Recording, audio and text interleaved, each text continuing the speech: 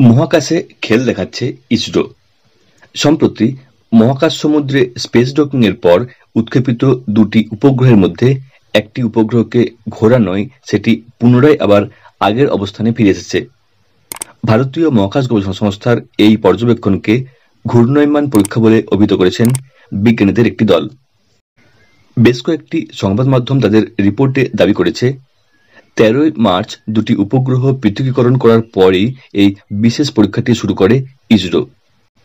বিশেষজ্ঞ মহলের দাবি, মহাকাশ গবেষণা সংস্থার এই পদক্ষেপ চন্দ্রযান-3 এর হব পরীক্ষার মতোই। গবেষকদের মতে ইসরোর এই পরীক্ষাটি ভবিষ্যতে মহাকাশ অভিযানের জন্য যথেষ্ট শিক্ষণীয় হবে।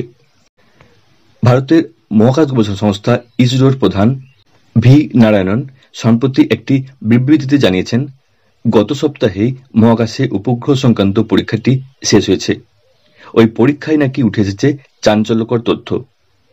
ইসরো প্রধান বলেন, উপগ্রহগুলিতে এখনো প্রচুর পরিমাণ জ্বালানি অবশিষ্ট রয়েছে, আর সেই কারণেই বিজ্ঞানীদের দলটিকে প্রথমে মাটিতে সিমুলেশনের মাধ্যমে প্রতিটি পরীক্ষা পুঙ্খানুপুঙ্খভাবে করতে হবে। ভারতের মহাকাশ গবেষণা সংস্থা উপগ্রহগুলির উপর যে নতুন পরীক্ষা চালিয়েছে তাতে দেখা গেছে, দুটি উপগ্রহের মধ্যে একটি উপগ্রহ নিজের অবস্থান থেকে সরে অন্য উপগ্রহটির চারপাশে ঘুরে ফের তার আগের অবস্থায় ফিরে এসেছে। আর এই পরীক্ষার পরই সংস্থা জানিয়েছে, তাদের উপগ্রহগুলির এমন আচরণ আগামী দিনে মহাকাশ অভিযানের ক্ষেত্রে বিশেষ সাহায্য করবে। কোন উদ্দেশ্যে এমন পরীক্ষা করা হলো? বেশ কয়েকটি রিপোর্ট অনুযায়ী মূলত ভূমি থেকে মহাকাশে উপগ্রহের সঠিক অবস্থান ও তাদের গতি ইসরোর বিজ্ঞানীরা কতটা সফলভাবে নিয়ন্ত্রণ করতে পারেন তার জন্যই এই পরীক্ষা চালানো হয়েছিল। জানা গিয়েছে, পৃথিবী থেকে মহাকাশ সমুদ্রে উপগ্রহগুলিকে নিয়ন্ত্রণ করতে বিভিন্ন সফটওয়্যার, সেন্সর ও অবস্থান নির্ধারণের কৌশল পরীক্ষা করা হয়েছিল।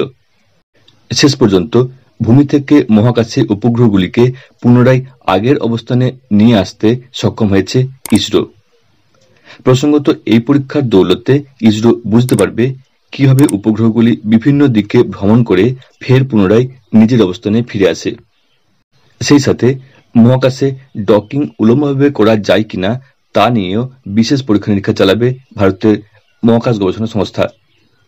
বেশ কয়েকটি সূত্র অনুযায়ী উপগ্রহগুলিতে যেহেতু এখনো বেশ ভালো পরিমাণে জ্বালানি অবশিষ্ট রয়েছে, তাই আগামী দিনে তার সুবিধা নিতে আরও বেশ কিছু পরীক্ষা করবে ইসরো।